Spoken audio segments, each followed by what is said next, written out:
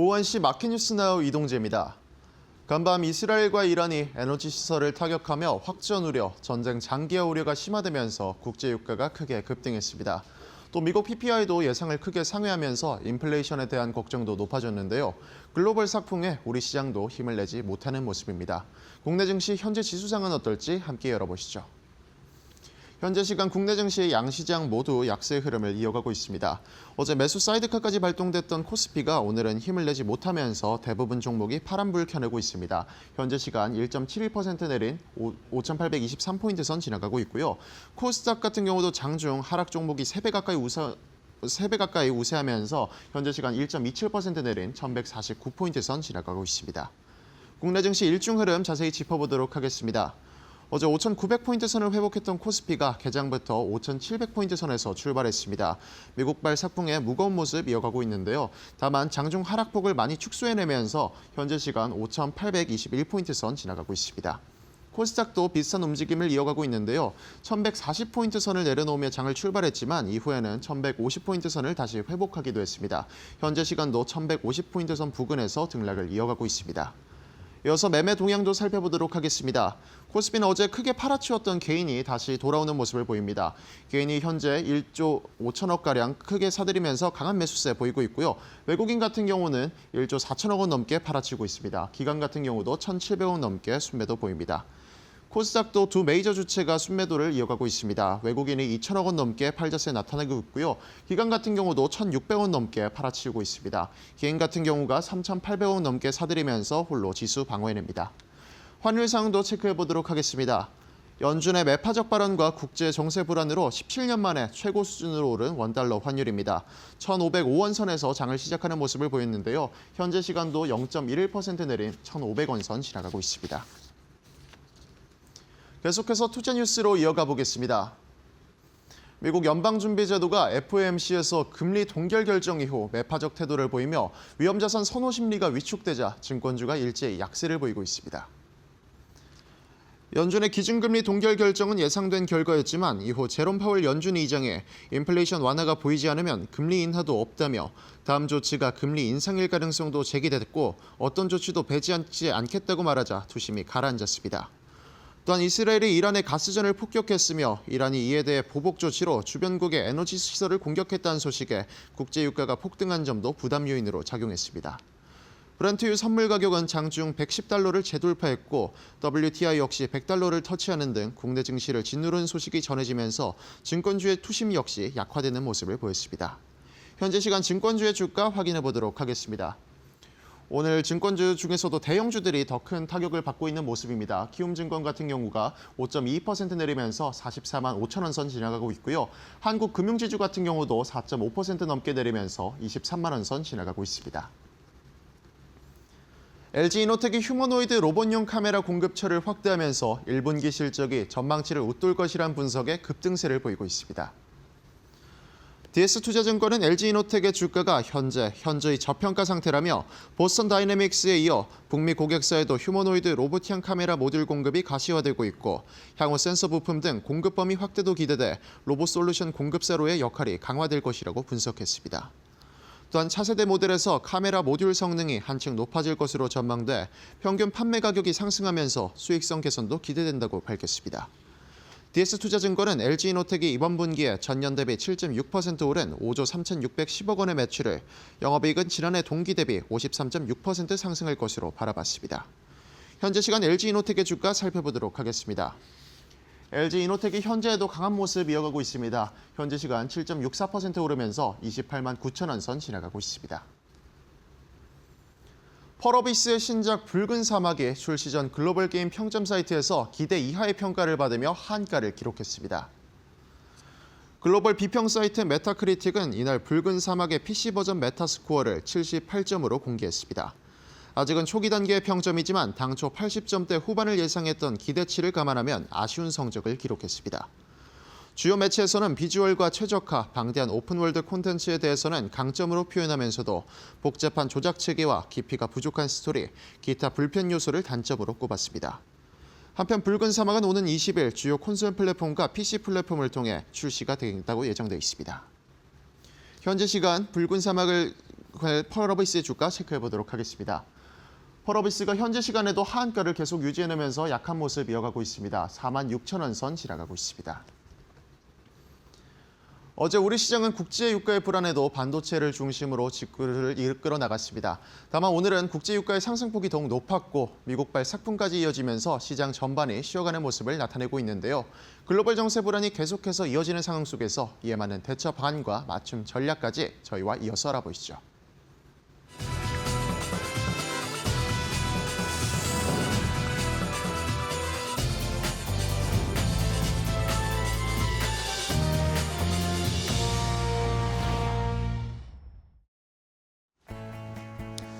자, 옷장의 출발도 이데일리 TV와 함께 해주시죠. 마켓나우 3부로 이어가도록 하겠습니다.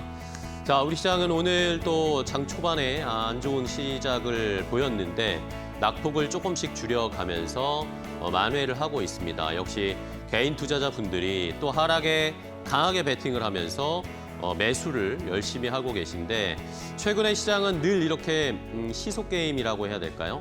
시장이 외국인들이 매수를 한다 싶으면 개인 투자자분들은 차익 실현을 하고 외국인들이 오히려 매도한다라고 하면 이게 기회다라고 생각하시고 저가 매수에 자금들이 많이 들어오고 있습니다. 그러면서 지금 코스피는 5,800선을 유지를 하면서 이 근방에서 횡보를 보이고 있습니다. 과연 여기에서 한 번 더 레벨업이 될 수 있을지 이런 것들을 한 번 더 치고 올릴 수 있을 만한 것들은 뭐 전쟁이 끝나는 것도 뭐 중요하겠고요. 또 하나 기다리고 있는 건 삼성전자의 실적을 많이 기다리고 계시잖아요. 4월 초에 이제 뭐 다다음 주 정도면 삼성전자의 잠정 실적을 확인할 수 있을 텐데 진짜 40조 원 넘게 영업이익이 나올 것인지 이것에 대한 기대가 형성되어 있습니다. 이것을 믿고 개인 투자자분들은 열심히 반도체를 담고 계신 것 같습니다. 자, 그런 것들을 가늠해 볼 수 있는 리트머스 시험지 같은 가늠자가 될 수 있는 그런 숫자가 오늘 발표가 됐습니다. 마이크론 테크놀로지가 오늘 새벽에 실적을 발표했는데 어떻게 실적을 발표했고 주가 흐름은 어땠고 그리고 여기에서 우리가 상기해야 할 중요한 포인트는 무엇인지 앵커 브리핑을 통해서 함께 알아보도록 하겠습니다. 자, 마이크론 테크놀로지가 오늘 장 마치고 미국 시장 마치고 나서 실적을 발표했습니다. 예상을 했던 것처럼 굉장히 좋았습니다. 우리가 삼성전자, SK하이닉스의 실적이 좋을 거라고 기대하고 있는 것처럼 마이크론 테크놀로지의 실적도 역시나 좋을 것이다라고 예상을 했었는데 뭐 예상했던 컨센서스 대비해서도 굉장히 높은 수준의 어닝 서프라이즈급의 실적을 발표를 했습니다. 자, 마이크론의 2026년 회계연도 2분기 미국은 이 회계연도 분기가 좀 다르니까요. 작년 12월부터 올해 2월까지의 실적을 공개를 했습니다. 자, 매출은 일단은 238억 달러 정도가 나왔습니다. 시장에서 예상했던 평균치보다도 상회하는 모습. 평균치는 200억 달러는 안 넘을 것이라고 생각했는데 훌쩍 넘어서 서프라이즈급의 실적이 나왔죠. EPS도 10달러 아래 정도가 컨센서스의 평균 수치였는데 무려 12달러가 넘게 EPS가 나왔습니다. 그러면 우리의 삼성전자나 SK하이닉스도 당연히 주당 순이익, EPS, 영업이익이 확연하게 늘어날 것을 우리가 이것을 보면서 가늠해 볼 수가 있는 상황이죠. 자, 그리고 그로스 프로핏 마진, 매출 총 이익률도 무려 74.9%가 나왔습니다. 시장에서 예상했던 69%를 훨씬 상회하면서 매출, EPS, 마진, 하나 빠질 것 없이 시장의 예상을 웃도는 어닝 서프라이즈급의 실적을 발표했고요. 자, 여기에다가 가장 궁금했던 건 또 이런 거였잖아요. 진짜 반도체가 없어서 못 파는 건가? 이런 궁금증들이 많이 계실 텐데 실제로 마이크론에서 이렇게 얘기를 했습니다. 지난 분기에 주요 고객들의 수요를 충족하는 이 수요에 맞춰서 공급한 비율이 50에서 60% 정도밖에 되지가 않았다. 그러니까 훨씬 더 많은 수요가 있었는데 거기에 충족하는 한 절반 정도밖에 공급을 하지 않았다. 그런데 이런 실적이 나왔다라고 강조를 했습니다. 실제로 공급 부족, 수요는 폭발하고 있고 공급이 부족하다라는 것을 확연하게 확인을 시켜준 마이크론 테크놀로지였습니다. 자, 다음 페이지를 보실까요? 다음 분기에 대한 실적 가이던스도 역시나 눈높이를 높였습니다. 3분기 가이던스도 역시 대폭 상향하는 모습이었는데 매출은 335억 달러, 300억 달러가 넘어갈 거다라고 얘기를 하고 있고요. 아까 지난 분기에는 200억 달러대 수준이었잖아요. 근데 앞자리가 바뀌는 겁니다. EPS 가이던스도 역시 이제는 20달러에 육박할 것이다 라고 예상을 하고 있고요. 그로스 프로핏 마진, 아까 말씀드린 매출 총이익률도 81%를 예상하고 있습니다. 수익성이 앞으로 더 좋아질 거다라고 마이크론 테크놀로지도 예상을 하고 있고요. 그러다 보니까 자연스럽게 캐펙스 투자, 시설 설비 투자를 더 해야 된다라는 것이 자연스럽게 이어졌습니다. 지난 2분기에도 50억 달러 자본 지출을 했는데 이게 전년 동기 대비해서도 무려 60% 넘게 투자를 많이 한 것인데 올 한 해 전체로 생각을 해봤을 때 2026년에 250억 달러 플러스 알파 더 넘게 투자를 진행할 것이다. 내년에는 그 투자 금액이 더 늘어날 것이다. 라는 이야기까지 나오면서 그만큼 지금 수요가 엄청나게 폭발하고 있다는 것을 숫자로 그대로 확인할 수가 있었습니다. 자, 그런데 이렇게 좋은 실적, 앞으로의 가이던스도 멋지게 나올 거다라는 그런 이야기를 했는데 왜 마이크론 테크놀로지의 주가는 시간의 거래에서 떨어지기 시작했을까요? 다음 페이지 보실까요?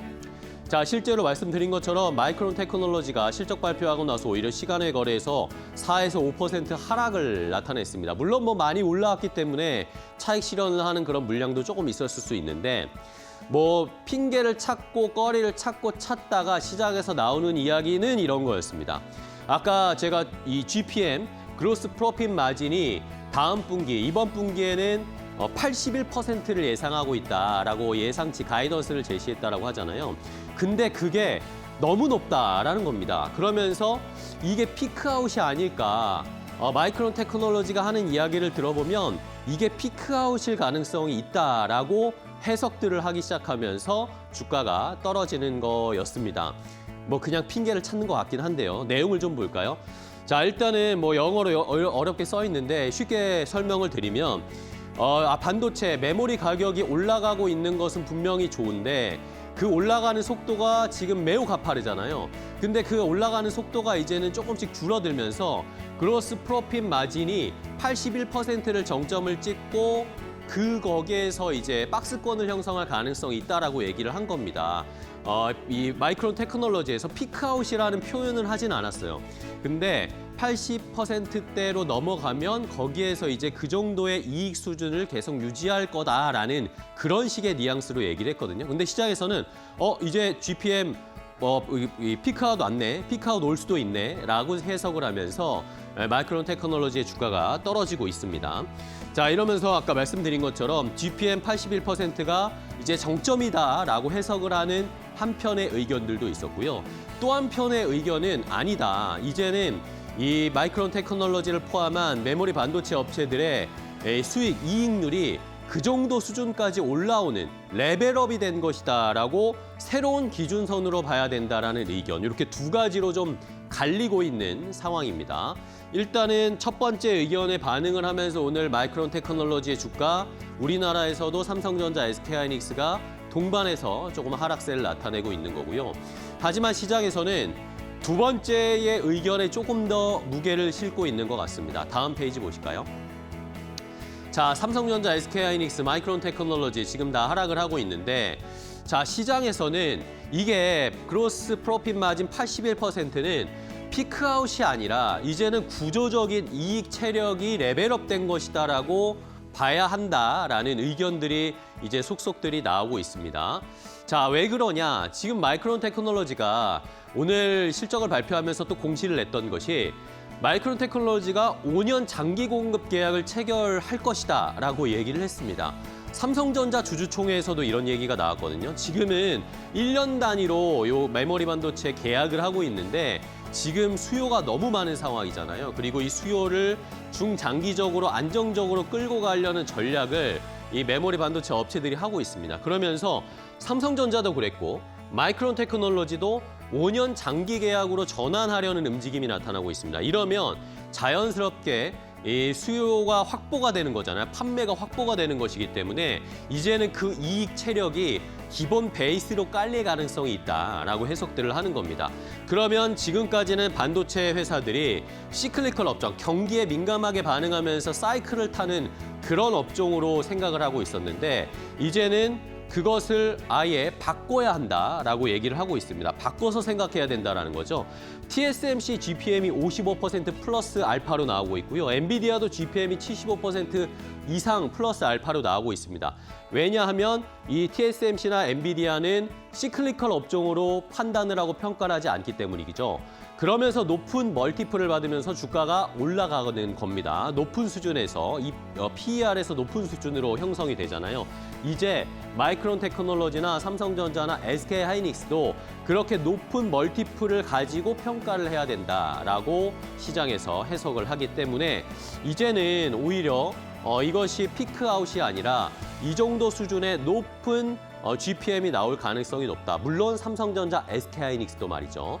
그런 것들을 판단을 해보면 장기 공급 계약 이런 것으로 이익 안정성을 확보하는 메모리 반도체 업체들 그러면 당연히 디스카운트가 해소될 것이고 주가가 피크아웃이 아니라 리레이팅되는 한 번 더 리레이팅되는 근거가 될 것이다라고 시장에서는 일단은 긍정적인 해석들을 하고 있는 상황입니다.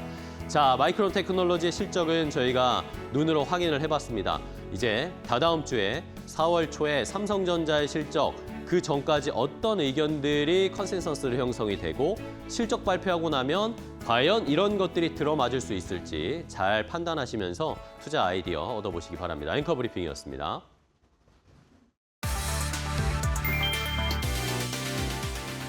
도널드 트럼프 미국 대통령이 이란을 향해 완전히 끝내버릴 수 있다고 경고하며 군사적 강경 의지를 드러냈다. 호르무즈 해협 방어 책임을 동맹국에 맡길 수 있다는 취지의 발언으로 압박도 강화했다. 트럼프 대통령은 18일 소셜미디어 트루스 소셜에 이란 테러 국가의 남은 부분을 완전히 끝내고 우리가 아니라 그 국가를 이용하는 나라들이 해협을 책임지도록 하면 어떤 일이 벌어질지 궁금하다고 적었다. 이어 제대로 반응하지 않는 동맹국들도 빠르게 움직이게 될 것이라며 북대서양 조약기구를 포함한 주요 동맹의 소극적 대응을 공개 비판했다. 그는 이란은 세계 최대 테러 지원국이라며 우리는 그들을 매우 빠르게 무너뜨리고 있다고 주장했다. 나토가 미국의 다이란 군사작전에 참여하지 않겠다는 입장을 밝힌 데 대해서는 매우 어리석은 실수라고 직격했다. 한국, 일본 등 동맹국을 거론하며 정작 필요할 때 아무것도 하지 않는다고도 했다. 미, 이스라엘의 군사행동 이후 해협이 사실상 봉쇄되면서 유가는 급등했다. 브렌트유는 배럴당 $110를 다시 돌파했고 WTI도 $100를 웃돌았다. 전 세계 원유 물동량의 20%가 지나는 길목이 흔들리며 인플레이션 재확산 우려가 커지고 있다.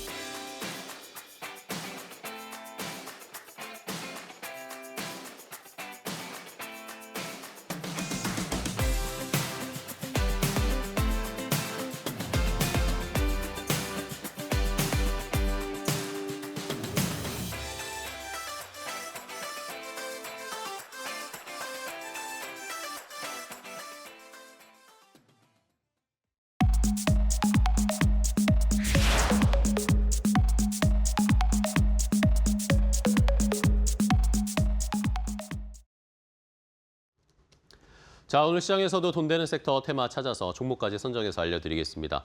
자, 오늘은 FL자산관리의 길건우 대표와 함께하겠습니다. 안녕하세요, 대표님. 안녕하십니까? 네, 반갑습니다. 네. 자, 오늘 시장은 또 어떤 돈 되는 섹터 테마 찾아주셨을지 오늘 조금 시장이 힘들지만 여기에서 또 수익을 낼 수 있을 만한 돈 되는 섹터 골라보겠습니다. 첫 번째, 길건우 대표가 선택한 돈 되는 섹터인 테마 바로 공개하겠습니다. 함께 보시죠. 자, 첫 번째는 신재생에너지 쪽을 보자라는 의견을 주셨어요. 자, 지금 뭐 석유 파동 그 유가가 올라가고 있고 전쟁이 일어나니까 석유에 의존하면 안 된다라는 그런 의견들 계속 나오고 있습니다. 그전에는 AI 때문에 원전을 봐야 된다라는 이야기가 있었는데 이제는 그게 막 점점 퍼지는 것 같아요, 대표님. 야, 그니까. 저 잘 만들었네요. 욕심나. 이거요? 그림요? 네. 근데 이제 저희는 이제 대미 투자는 좀 이따 하고 지금 네네. 우선 신재생 먼저 이야기를 할 거잖아요. 네. 그러면 신재생 관련해서 최근에 사실은 이슈가 좀 많이 되고 있는 것 같습니다. 가장 큰 거는 사실 이란 탁 막혀버리고 원유 수급 불안정하니까 야 이거 앞으로 난리 나는 거 아니야라고 이제 조금 변화가 되고 있는데 네. 실질적으로는 그 전부터 많은 변화들은 나타나고 있었다라고 생각하시면 될 것 같고요.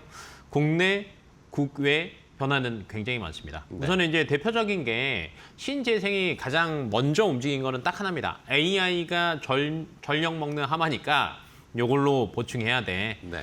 그러니까 기존의 신재생은요 공급 위주의 시장이었어요. 야 이제 전기 시대로 넘어가니까 무조건 많이 만들어야 돼라고 하면서 우리나라도 많이 만들고요. 중국까지 뛰어들었습니다. 근데 중국에 뛰어드니까 가격이 떨어지면서 난장판이 된 거죠. 네. 근데 이제는 수요가 끌어당기는 시장이라고 생각을 해보시면 될 것 같고요. 가격 결정론 다 들어보셨잖아요. 수요와 공급이 결정을 하는데 네. 수요가 당길 때는요 가격이 안정화가 됩니다. 이걸 기업 입장으로 바꿔본다라고 하면 수입이 안정되는 거죠. 네, 그래서 그런 과도기에 있다 보니까 앞으로 신재생 쪽이 크게 무너질 일은 없다라고 생각하시면서 많이 빠질 때마다 꾸준하게 분할 매수하시는 것도 나쁘지 않아 보이고요. 국내 이슈도 있습니다. 이제 글로벌 이슈를 얘기했으니까 국내 이슈는 심플한 게 국내에서도 공급 위주의 시장일 때 우리나라 기업들을 살리기 위해서 국내에서는 어떤 걸 도입했냐면 네. RPS라고 하는 신재생에너지 공급 의무화 제도를 도입을 했거든요. 네. 근데 이게 딱 10년 기한입니다. 내년부터 폐지입니다. 풀려요. 네, 그럼 이제 어떻게 바뀌냐? PPA로 바뀌어요. 무슨 말이냐면 기업과 기업이 전력 구매 계약을 다이렉트로 하는 겁니다. RPS는 한전이 껴 있는 거, PPA는 다이렉트로 하는 거. 그러면 한전 끼어 있을 때랑 다이렉트로 할 때랑 기업이 수익은 다이렉트가 훨씬 더 높습니다. 네, 그래서 아마 PPA 시장으로 바뀌면서 기업들 입장에서는 아마 수익 구조가 조금 더 탄탄해지지 않을까라고 예상하고 있어서 네. 신재생 쪽이 사실은 글로벌만 볼 수는 없거든요. 네, 국내에서도 어느 정도 이게 조금 뒷받침이 돼야 되니까 괜찮을 것으로 보여지고 있고요. 국내 이슈 하나 더 있습니다. 네. 뭐가 있냐면 최근에 에너지 고속도로 이야기를 많이 들어보셨을 그쵸? 텐데 기본은 이겁니다. 열심히 전력 생산을 해요. 부족한 걸 알아서 생산을 하는데 뭘로 운반할 거예요. 그러니까 이 에너지가 가는 통로들을 빨리 건설해야 되는데 기존에는 걸림돌이 많았습니다. 근데 최근에 전력계통 혁신 대책이라는 걸 정부에서 발표했습니다. 네. 여기 뭐냐면 송전망 건설하는데 기존에 13년 걸렸던 걸 9년으로 단축을 한대요.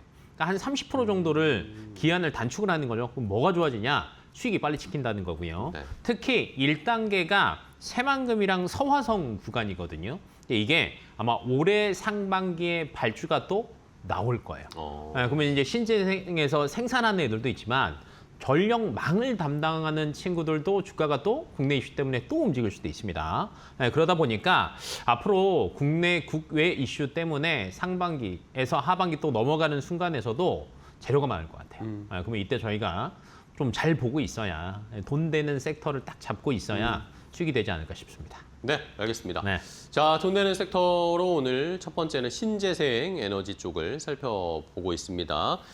근데 최근에 단기간에 좀 주가들이 많이 올라왔어요. 이러니까 어떤 종목을 봐야 될지 신재생 쪽에 좀 고민이 되는데 어떤 거 볼까요, 대표님? 네, 이거 딱 바뀌었네요, 갑자기 제목이. 네, 제목 바꿨어요.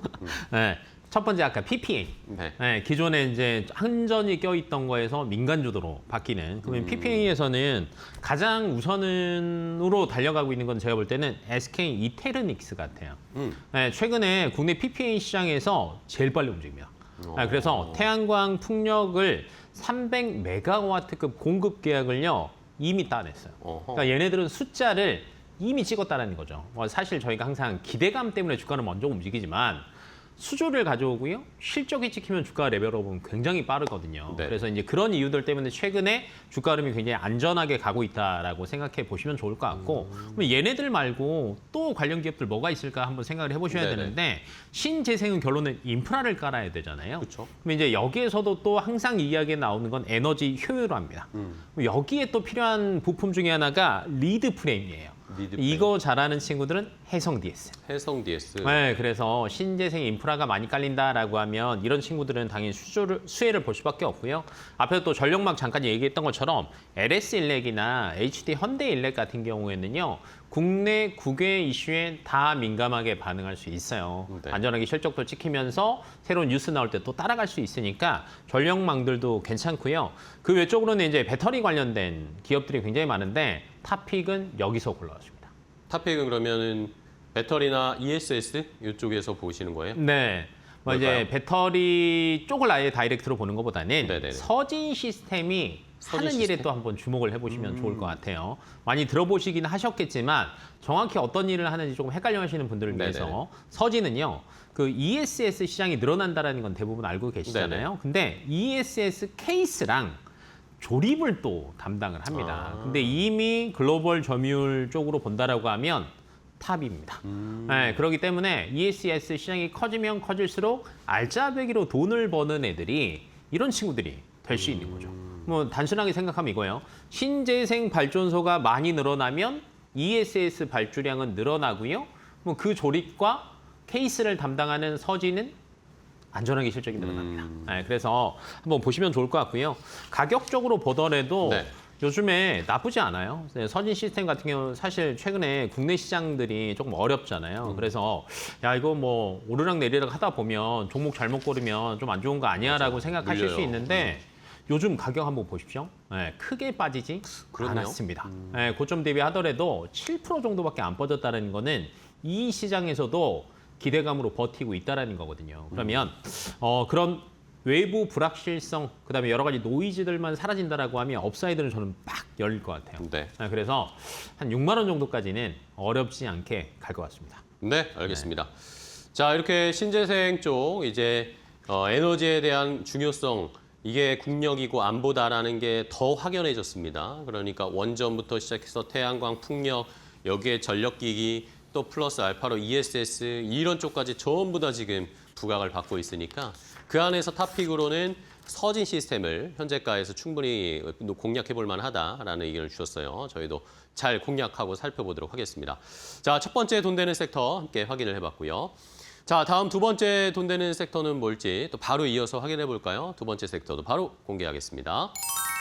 자, 두 번째는 대미투자특별법. 얼마 전에 이제 국회에서 대미투자특별법이 통과가 되어서 우리나라에서도 이제 미국에 본격적인 투자를 시작해야 하는데 그 1호 사업 투자가 뭘 것인가? 많은 의견들이 있습니다. 뭐 LNG 터미널이 될 수도 있다. 뭐 아니면 원전 이 SMR 이야기도 나오고 있고 뭐 어떤 걸로 봐야 될까요? 여기서 저희가. 우선은 골고루 다 괜찮을 것 같고요. 이제 3,500억 달러 처음에는 뭐 네. 말이 많았죠.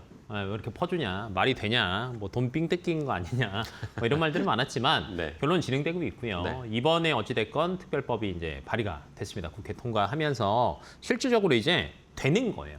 그러면 이제 이 안에서 어떤 일이 벌어지고 어떤 기업이 수혜를 받을지를 저희는 당연히 체크를 해봐야 된다라고 생각해 보시면 좋을 것 같고요. 가장 먼저 심플합니다. 세금 많이 안 내려면 투자해라는 게 지금 이 법안에 특별법이 생기게 된 원인이에요. 네, 그러면 투자랑 관세랑 참 수합을 이렇게 하게 될 줄은 저도 상상을 못 해봤는데 되더라고요. 그러게요. 우기니까. 네, 근데 이제 이 안에서 그러면 이제 투자를 하고 저희도 이득을 보는 구간들이 있을 거 아니에요. 네. 가장 큰 이득은 아무래도 K조선과 K에너지가 되지 않을까라고 예상이 돼요. 여기도 에너지네요. 네, 맞아요. 왜냐하면 K조선 같은 경우에는 트럼프가 당선되자마자 우리나라 전화해서 제일 먼저 얘기했던 건 사실 조선입니다. 도와줘라고 얘기를 했어요. 그래서 이제 심지어 저희가 투자 협상할 때도 마스카 모자 기억나실 겁니다. 네. 그 모자 딱 쓰고 갖고 하니까 탁 돼버렸잖아요. 그래서 미국 조선업 재건에 굉장히 집중하고 있습니다. 왜 이러냐? 크게 보면 막 상선 이런 쪽보다는요. 군함 쪽에 대한 것들을 중국의 생산 능력이 너무 뒤처지다 보니까 자체적으로는 시간이 너무 오래 걸리는 거예요. 그러니까 조만간 중국한테 진짜 아예 말도 안 되게 해상력도 딸리겠다라고 생각하니까 빨리 손을 내밀었다라고 생각을 해보시면 좋을 것 같고요. 그럼 당연히 수혜를 보겠죠. 네. 그다음에 이번에 또 이란 사태가 일어나면서 LNG 터미널에 대한 수요는 더 빨라질 거라고 예상이 됩니다. 안 그래도 트럼프는 이쪽을 밀려고 했었는데 이게 되니까 유럽 입장에서 이제 발등이 불 떨어진 거예요. 야, LNG 수급 기존에 러시아에서 하다가 러시아 우크라이나 터지니까 카타르로 바꿨어요. 미국이랑. 네, 근데 카타르에서 또 이제 난리가 나니까 미사일이 날라와요. 이제 바라볼 때가 미국밖에 없습니다. 네, 그래서 아마 LNG 터미널 관련된 것들도 굉장히 빨리 일어날 것 같고요. 앞에서도 이제 우리 호세 앵커님이 원전 이야기도 잠깐 했잖아요.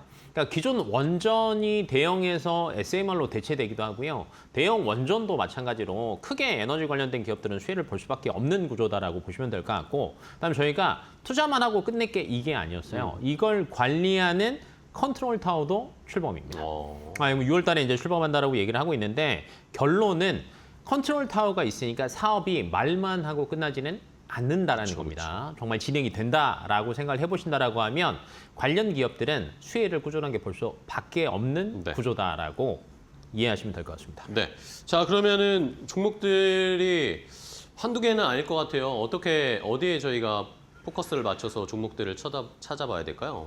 우선은 굉장히 종류가 많아요. 우선은 마스카가 가장 클 것 네, 같은데, 조선. 마스카 먼저 한번 보신다라고 하면 굉장히 많습니다. 대표적인 게 하나오션, HD 현대중공업. 네, 근데 이 두 기업들 같은 경우에는요, 기존에 하나오션 같은 경우에는 그 마스카의 대장주라고 보시면 네. 되는데, MRO의 최대 수혜자라고 보시면 될 것 같습니다. 근데 이제 여기서 끝나는 게 아니라 하나오션 혼자서는 다 못하거든요. 그러면 아마 올해부터는 HD 현대중공업이 MRO 쪽에서 캐파가 조금 늘어날 수 있어요. 네네네. 네, 그리고 플러스 알파 세계 1위 기술력이잖아요. 네, HD 현대중공업 같은 경우에는. 네네. 그러다 보니까 필리 조선소를 하나오션이 이제 가지고 있지만 다른 조선 기업들과도 협력 관계가 전에 HD 현대중공업에서 또 나올 수 있다라고 보고 있어요. 그래서 이 두 기업은 가장 큰 수혜라고 보시면 될 것 같고, 네. 그 다음에 LNG 선수주가 올해부터 좀 많이 더 늘어날 것으로 예상이 되고 있는데, 네네. 그러면 당연히 기자재 업체인 동성화인텍이나 한국카본 같은 경우도 당연히 보냉제 수주가 늘어나고요. LNG 선 발주에만 저희가 알고 있었는데 의외로 LNG 터미널에도 보냉제가 많이 들어갑니다. 그래요? 네, 그러면 여기에서 이제 없던 수주가 늘어나는 관점으로 보신다라고 하면 괜찮고요. 또 네. LNG 터미널 얘기했으니까 강관 업체들도 수혜입니다. 네, 대표적인 게 세아제강이랑 동양철강 같은 네네. 경우도 아마 1호 사업이 LNG 터미널 사업이 될 것으로 예상이 되고 있는데, 그러면 여기 관관 또 많이 들어가야 되거든요. 그럼 기대감 때문에 아마 주가 1차 레벨업 할 거고요. 그다음에 정말 수주가 찍히기 시작하고 숫자가 보이기 시작한다라고 하면 2차까지도 충분히 노려보실 수 있을 것 같고요. 그다음에 이제 뭐 플랜트나 LNG 터미널 사업 굉장히 많이 늘어날 것으로 예상이 되는데, 그럼 네. 당연히 건설주도 수혜를 볼 수밖에 없습니다. 대표적으로 현대건설 같은 경우는 터미널 사업에서 EPC 수주 기대감도 가지고 있습니다. 그래서 방금 이야기한 종목들 이렇게 꼽아두시고 관심에 넣어두신다라고 하면 3월, 4월, 5월, 6월 지나가면서 스케줄에 따라서 뉴스 나오면서 주가는 조금 따라 움직일 수 있으니까 3, 4월 한번 노려보시면 좋을 것 같습니다. 네, 알겠습니다. 자, 여러 종목들을 딱 이제 카테고리별로 소개를 선정을 해주셨어요. 그럼 마지막으로 이 한미 대미투자 특별법 관련해서 최대 수혜주로 보는 탑픽은 뭘로 고르셨어요? 동성화인텍입니다. 동성화이텍. 네, LNG선 발주도 늘어나고 LNG 터미널도 늘어난다라는 관점으로 보신다라고 하면 좀 빨라질 것 같고요. 그다음에 기대감만으로 가는 종목은 아닙니다. 동성화인텍 같은 경우에는요, 이미 3, 4년 수주가 다 차 있어요. 그러니까 실적으로는 별 걱정이 없는 상태에 플러스 알파 기대감만 온다라고 하면 주가는 갈 수 있습니다. 네, 플러스 알파기 때문에 제가 앞에서 두 개를 얘기했어요. 첫 번째는 LNG선 발주가 작년 대비해서 올해 거의 한 4배 정도 늘어납니다. 네, 근데 아마 미국 향에서 나오는 발주가 굉장히 많이 늘어날 것으로 예상이 되는데, 그러면 조선 섹터가 먼저 움직이지만 바로 보능지가 따라갑니다. 네, 그래서 수혜를 볼 수 있고요. 두 번째는 루이지애나에서 LNG 터미널 1호 프로젝트가 아마 된다라고 하면 이거 기대감으로 한 번 더 갈 것 같습니다. 그래서 좀 보시면 좋을 것 같고요. 동성 화인텍 같은 경우에도 최근 들어서 주가가 그렇게 많이 움직이지 않았습니다. 네네. 네, 크게 본다라고 하면 지금 현재 가격에서 못해도 한 5만 원 정도까지는 가지 않을까라고 예상을 하고 있고요. 오늘 살짝 빠지긴 했습니다. 한 3.5% 빠지긴 했지만 올라갈 확률이 훨씬 더 높은 종목이다라고 보여지고 있고, 지금 최근 들어서도 박스가요 26,000원 중반에서 후반 왔다 갔다 하는데 그 이상 많이 빠지지는 않거든요. 그러네요. 그러면 하방도 어느 정도 실적 때문에 지지가 되고 있다는 관점으로 보신다라고 하면 5만 원 어렵지 않고요. 손절 라인은 25,000원 잡았던 게 지지 라인 한 번 깨지면 또 어떻게 될지 모릅니다. 네, 그래서 요거는 한번 체크해 보시면 좋을 것 같습니다. 네, 알겠습니다. 자, 이렇게 대미투자특별법 두 번째 돈 되는 섹터 탑픽으로는 동성 화인텍, 본행제, LNG 선에도 들어가고 터미널에도 들어갈 수 있는 공통의 수혜가 있으니까 한번 공략을 해보도록 하겠습니다. 자, 오늘 돈 되는 섹터의 테마는 FR 자산관리 길건우 대표와 함께 했는데요. 대표님 좋은 종목 알려주셔서 감사하고 다음 시간에 또 뵙겠습니다. 오늘 고생 많으셨어요. 네, 수고하셨습니다. 고맙습니다.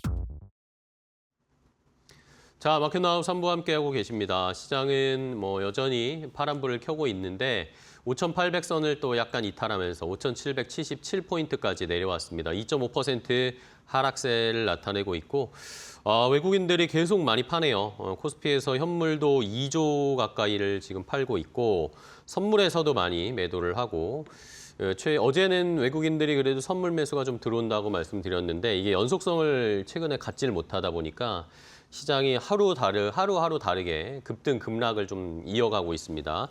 오늘은 여전히 시속 게임 펼치면서 개인 투자자분들이 열심히 매수를 하면서 지수를 떠받치고 있는 상황인데 마지막까지 조금 살펴보도록 하겠습니다. 시장은 녹록치는 않은 현재 상황입니다. 자, 그러면 오후장 종목 레이더로 시장 분위기 더 자세하게 확인을 해보겠습니다. 오늘 이데일리 TV 서동구 전문위원 모셨습니다. 위원님 안녕하세요. 네, 안녕하세요. 네, 반갑습니다. 자, 위원님과 종목 이야기를 통해서 시장의 분위기 느껴보도록 하죠. 첫 번째 종목은 뭘지 바로 공개하겠습니다. 자, 비츠로셀입니다. 비츠로셀이 뭐 최근에 또 오늘 좋은 흐름을 나타내고 있는데 비츠로셀의 투자 전략은 어떻게 세우면 좋을까요, 위원님? 두 가지를 좀 보면 좋을 것 같아요. 전쟁이 다시 격화되는 거 아니냐. 어제는 마치 끝난 듯한 분위기. 그러니까요. 그러면은 상식적으로 전통적인 방산 업체들, 뭐 한화 시스템을 비롯해서 뭐 LIG 넥스원이라든가 뭐 현대로템 이런 것들이 움직이지 않을까라고 했는데 걔네들도 뭐 별로 오늘은 같이 힘이 떨어져요. 없습니다. 네. 그렇죠? 반면에 그런 방산이라든가 무기라든가 뭐 드론 뭐 할 것 없이 결국은 전통적인 1차 전지 관련된 것들 그런 측면에서 오늘 또 방산주로도 부각이 되고 있습니다만 비츠로셀이 최근 들어서의 좋은 흐름들을 보여주고 있습니다.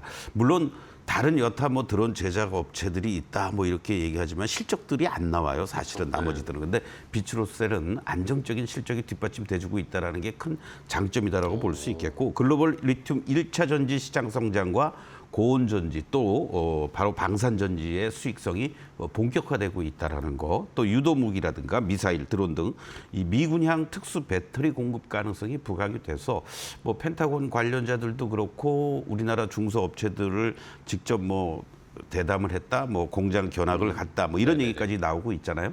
바로 이런 측면에서 비츠로셀이 다시 한번 또 부각이 되고 있고 어느 정도 규모가 좀 되다 보니까 올해 6월에 코스닥 150 정기 변경 시에 지수 편입 가능성도 부각이 되면서 기관들 입장에서는 슬슬 이제 어느 정도 볼륨이 되니까 주소 담을 수 있는 그런 여건이 형성이 되고 있지 않느냐 이렇게 말씀드릴 수 있습니다. 최근에 그 일봉의 모습을 여러분들 한번 보시면요. 의미 있는 모습들이 나타나고 있습니다.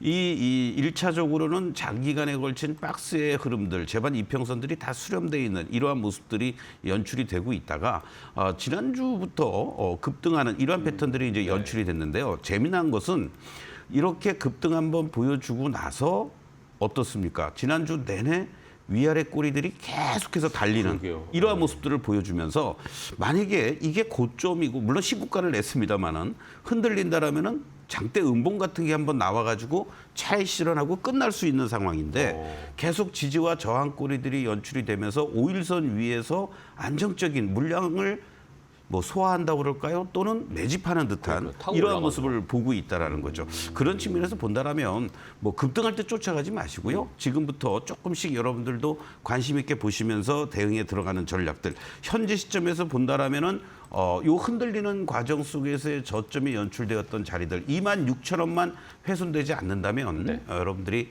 계속해서 매수의 관점으로 대응해도 큰 무리가 없다. 이렇게 말씀드리겠습니다. 네, 알겠습니다. 자, 첫 번째 비츠로셀 지난주부터 탄력을 받기 시작을 하면서 다시 한번 이 어려운 시장에서 힘을 내고 있는 상황인데 그 추이는 저희가 계속 좀 지켜보면서 대응을 해보도록 하겠습니다. 첫 번째 비츠로셀 확인해봤고요. 자, 다음은 두 번째 종목도 보겠습니다. 어떤 종목인지 공개하겠습니다. 자, HD 현대에너지 솔루션입니다. HD 현대에너지 솔루션도 지금 갑자기 또 전쟁의 수혜주가 되어버렸어요. 그렇습니다. 뭐 어제도 그랬고 지난주에도 OCI 홀딩스 말씀을 해주셨는데 HD 현대에너지 솔루션은 어떨까요? 뭐 대표적인 뭐 태양광 경쟁력이 있고 글로벌 점유율도 계속해서 넓혀 나가고 있는 대표적인 종목들.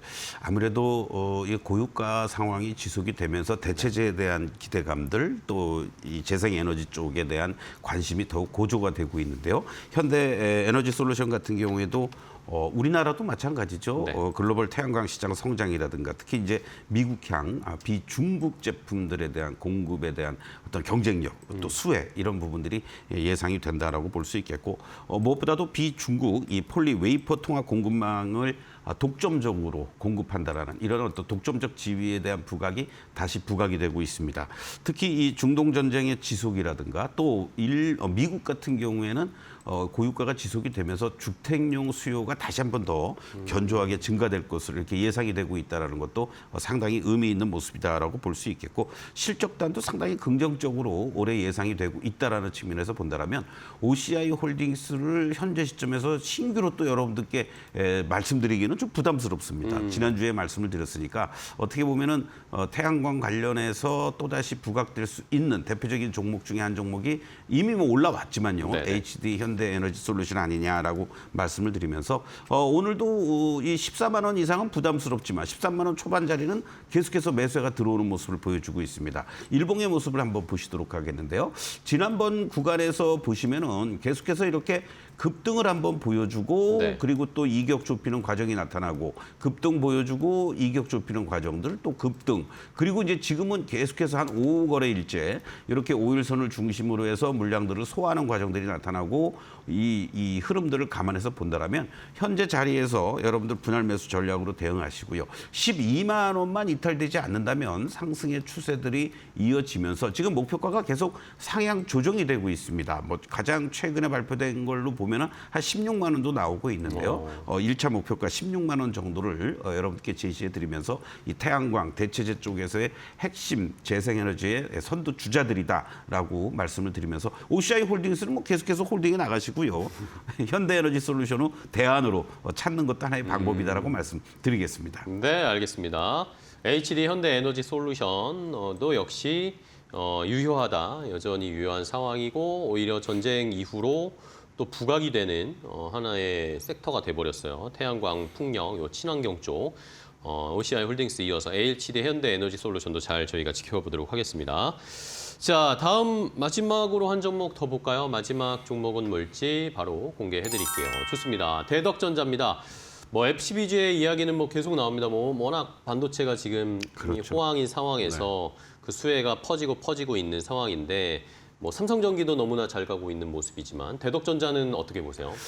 대덕전자의 가장 그 중요한 포인트는 가격의 안정성, 인상 거기에 따라서 실적 개선세가 빠르게 이루어지고 있고 다른 여타 경쟁 뭐 글로벌 업체들도 마찬가지고요. 대비해서 저평가돼 있다 아직도 이런 것이 이제 꾸준하게 기관들의 매수가 유입되는 요인으로 작용을 하고 있다라고도 말씀을 드릴 수 있겠습니다. 네. 특히 이제 삼성전자라든가 SK하이닉스의 시장 지배력이 커지고 뭐 부침이 있긴 합니다만은 그럼에도 불구하고 IT 소부장 쪽들은 돌아가면서 섹터별로 상승 흐름을 보여주고 있다라는 거. 네네. 이게 이제 시장이 어떤 면에서는 이 전쟁의 이런 상황 속에서도 실적이 뒷받침돼주는 종목이나 기업들은 내가 길은 간다. 이렇게도 볼 수 있을 것 같습니다. 기판 기술 고도화라든가 FCBGA 쪽에 또 특화가 돼 있잖아요. 이 부분이 이제 흑자 전환이 되면서 가격 인상에 따른 수혜를 본격적으로 볼 것으로 예상이 되고 있고요. 아까도 말씀드렸던 것처럼 주요 글로벌 패키지 업체들에 대비해서 평균적으로 한 40배 이상의 PER이 적용이 되는데 올해 예상되는 실적을 감안하더라도 대덕전자 같은 경우에는 현재 한 24배 정도로 추정이 되고 있다 그러니까 네. 여기에서 추가적인 상승 여력이 더 있지 않겠느냐 이렇게 말씀드릴 수 있습니다. 주가가 사실은 소리 없이 강하다고 그럴까요? 뭐 크게 요동치는 것도 없습니다. 일봉의 네. 최근의 모습들을 보시면요. 직전에 이런 고점대들을 돌파해내는 모습들이 아주 자연스럽게 나타나고 있다는 거죠. 사실 2월 초에 고점을 형성하고 가격 조정 보이면서 한 번 더 올라가려는 듯했던 모습에서 중동 전쟁이 생기면서 3월 초에 이렇게 순간적으로 급락했지만 네. 곧바로 제자리를 찾아주면서요. 안정적인 이런 우상향의 패턴들을 지금 잘 보여주고 있다. 이렇게 말씀드릴 수 있고 외국인들도 뭐 간혹 차익 매도 물량이 나오긴 합니다만은 매수세가 꾸준하게 유입되고 있고 뭐 무엇보다도 기관들의 어떤 매수세가 계속 강화가 되고 있다는 것을 감안한다라면 현재 시점에서는 6만 5천 원만 훼손되지 않는다면 추가적인 상승세 계속해서 보여줄 수 있으니까 이 시점에서 만약에 어떤 일종의 블로프 현상, 그러니까 주가가 갑자기 급등하는 패턴만 나타나지 않는다면 보유하고 계신 분들은 좀 더 차분하게 끌고 가도 되는 그런 위치에 있다라고 말씀을 드리겠습니다. 네, 알겠습니다.